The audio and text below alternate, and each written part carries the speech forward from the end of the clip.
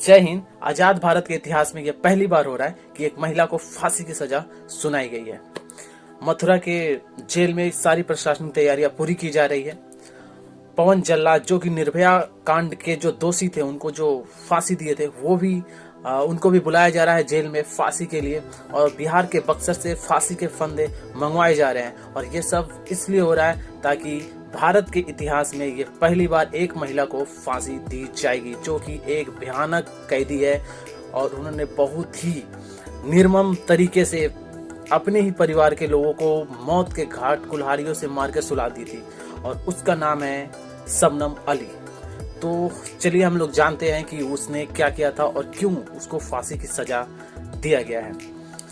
ये घटना जो है वो 15 अप्रैल 2008 का है, जब एक लड़की जिसका नाम शबनम अली है वो अपने माता पिता की एक इकलौती बेटी थी। उनके पिता का जो नाम है वो शौकत अली है जो कि एक पेशे से शिक्षक थे। और ये जो शबनम अली थी ये भी एक छोटे से स्कूल में छोटे छोटे बच्चों को पढ़ाती थी और उसको एक 5वीं फेल लड़के से प्यार हो गया। उसके लब के में वो पड़ गई जिसका नाम सलीम था। और धीरे धीरे जब इन लोगों का प्यार आगे बढ़ा तो कुछ दिनों के बाद इनके घर वालों को पता चला। जब इसके घर वालों को पता चला तो घर वालों ने इसे मना किया उससे मिलने जुलने से, जो कि इसे अच्छा नहीं लगता था, सलीम को भी अच्छा नहीं लगता था। तो सलीम ने इससे आइडिया दिया कि जब घर वाले तुम्हारे प्यार में रोड़े बन रहे हैं तो ये एक अच्छा तरीका है कि घर वालों को ही मार डालो। सलीम के भड़काव में आकर शबनम अली ने पूरे होशो हवास में अपने घर वालों को रात के खाने में जहर मिला दिया और जब वो बेहोशी का कुछ मिला दिया और जब वो बेहोश हो गए तो बड़े ही निर्मम तरीके से कुल्हाड़ी से मार मार के सारे घर वालों की हत्या कर दी, 7 लोगों की, जिसमें उसका 10 माह का भतीजा, मौसी के लड़के, माता पिता सहित सभी 7 लोगों की निर्मम हत्या कर दी। और बाद में वो चिल्लाने लगी कि कोई मेरे घर में आके मार के चला गया। बाद में जब जांच पड़ताल हुई, पुलिस आई, अपनी इंक्वायरी शुरू की तो पर्दे दर पर्दे सारे चीज मालूम चला और जाके ये भी मालूम चला कि जिस समय ये हत्या की थी तो वो 2 माह की गर्भवती भी थी। उसने कबूल किया कि हम लोगों ने प्यार के लिए इनकी हत्या की है, अपने घर वालों को ही निर्मम तरीके से हत्या कर दी है और इतनी बड़ी ये कैदी बन गई है। उसके बाद उसका ट्रायल हुआ सुप्रीम कोर्ट, जिला मजिस्ट्रेट में, हाई कोर्ट, सुप्रीम कोर्ट और फिर अब जाके राष्ट्रपति ने भी उसकी दया याचिका को खारिज कर दिया है और उसका अब फांसी का रास्ता साफ हो गया है। फिलहाल अभी उसका डेट फिक्स नहीं हुआ है लेकिन जल्द ही उसका डेट भी रिलीज हो जाएगा।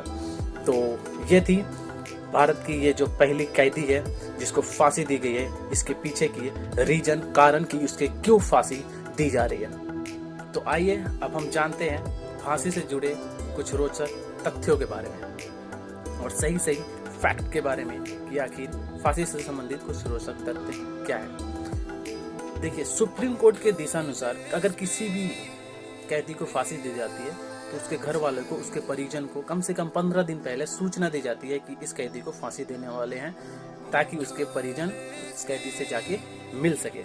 दूसरा है, जेल में जो फांसी के वक्त जो फंदा तैयार होता है वो जेल में ही तैयार होता है, कैदी लोग उसे बनाते हैं और ये जो फंदा होता है अक्सर बिहार के बक्सर से ही बनाया जाता है, ताकि वहाँ मान्यता है और ये फैक्ट है कि बिहार के जो बक्सर में जो कैदी होते हैं वो बहुत अच्छा फांसी के फंदा बनाते हैं। दूसरा ये फैक्ट है कि जो फंदे की जो मोटाई होती है 1.5 इंच से ज्यादा होती है और इसकी लंबाई भी फिक्स होती है और इसकी कीमत भी बहुत कम होती है, 200 रुपये के आसपास होती है।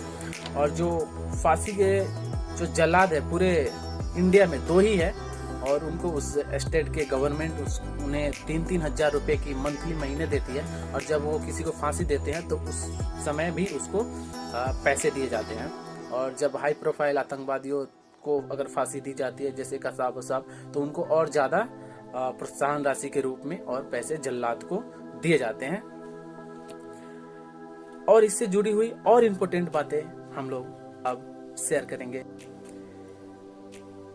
फांसी देने के बाद जो जज है वो अपनी कलम की नींव जो है वो तोड़ देते हैं। क्यों तोड़ते हैं? ताकि उस कलम से किसी की जिंदगी खत्म होती है और फिर उस कलम से किसी और की जिंदगी खत्म ना हो, ऐसे सोचकर वो नींव तोड़ दी जाती है। ये भी मान्यता है कि अगर वो जो जज है वो एक बार फांसी का सजा लिख दिया तो वो उसको खुद उसको फैसले को बदल नहीं सकते हैं।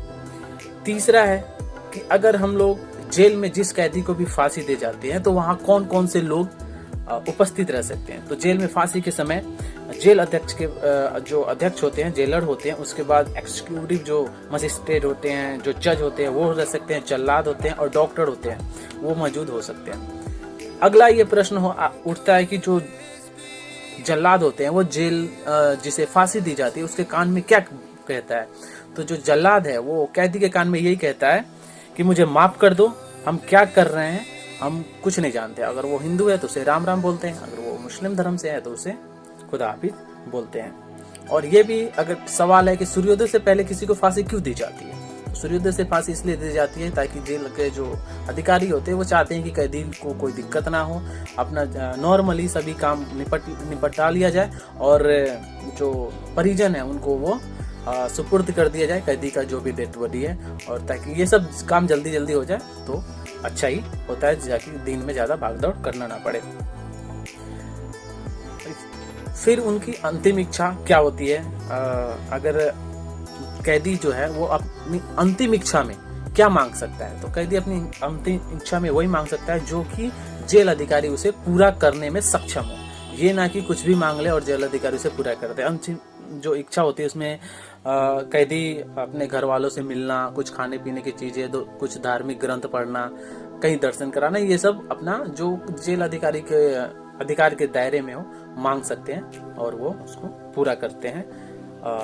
उपलब्धता के अनुसार जो भी कानून के दायरे में होता है उसे पूरा करते हैं। और एक ही समय है कि फांसी पर कितने मिनट तक लटकाया जाता है। तो फांसी पर लटकाने के बाद 10 मिनट तक उसको लटकाया जाता है। उसके बाद डॉक्टर उसे चेक करते हैं और फिर उसे डेड और मृत घोषित करके परिजनों को सौंप दिया जाता है। तो ये रही फांसी से जुड़ी हुई कुछ इम्पोर्टेंट रोचक बातें। मिलते हैं फिर कभी, तब तक योरा।